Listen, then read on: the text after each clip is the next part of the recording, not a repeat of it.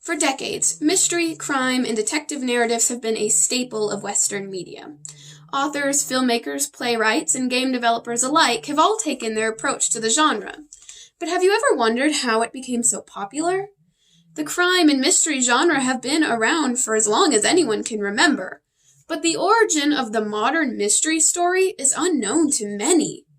Most, if not all of you, know the iconic characters, symbols, quotes, and cliché plot lines a part of the mystery genre, but I want you to know the history behind it, because it has impacted the Western world and changed the way we look at fiction.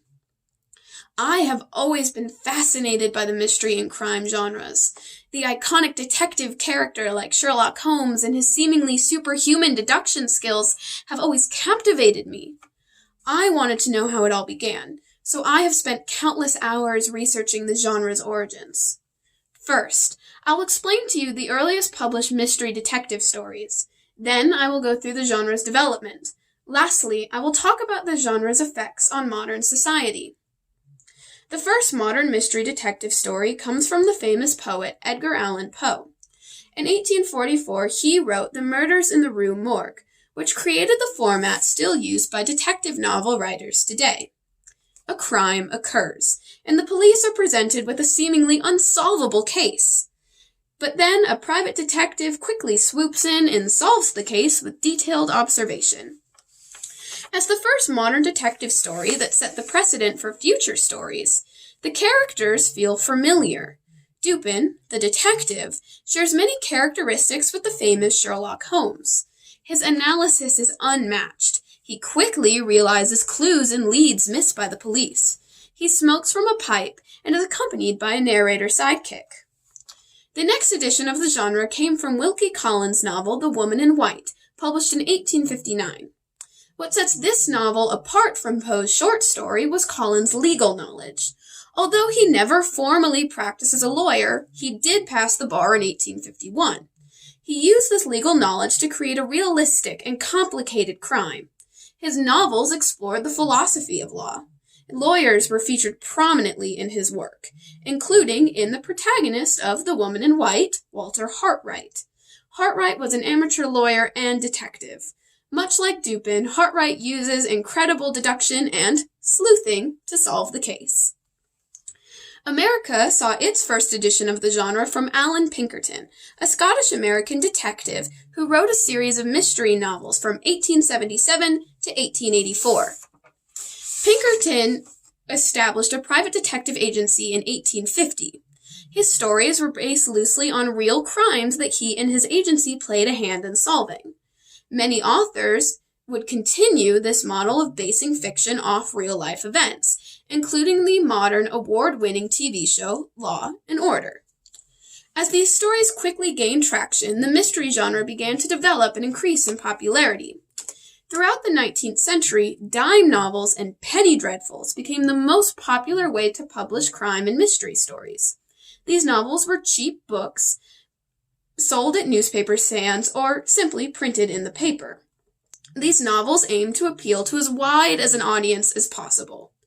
They were cheap and could be afforded by anyone, so they were popular among the lower classes.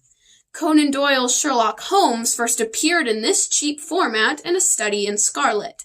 It was published in Beaton's Christmas Annual of 1887 and introduced the world to a beloved detective. The whodunit narrative became extremely popular during the 1920s and 30s. In this narrative, a crime, typically a murder, takes place when many people are present. These people all become suspects. It is then the detective's job to listen to each character's alibi. The detective then gathers all the suspects in a room and reveals the killer and their motive. This period saw the rise of writers such as Agatha Christie, G.K. Chesterton, and Mary Roberts Reinhardt. These authors are famous for the works of Mousetrap, The Mysteries of Father Brown, and The Circular Staircase. Many subtypes also began to develop from detective novels. These subtypes include theft and other petty crimes, police procedurals, assault, forensic crimes such as tampering with evidence, passion crimes, runaways, kidnappings, espionage, treason, and terrorism. Some detective stories include a mix of crimes, usually all committed for one main reason. These reasons usually involve politics, such as in the long-running TV show NCIS. However, as the genre name states, there's always an intelligent detective or investigator to solve the case no matter the crime. We have looked at how the mystery, crime, and detective genre has developed throughout history, but what does it look like today? These narratives have continued to be a huge and profitable market. According to Urban Writers, crime novels had over $728.2 million worth of sales in 2021. Movies involving crimes are extremely popular among the public and continue to be appraised. Some of the longest-running TV shows and Broadway shows are also derived from this genre.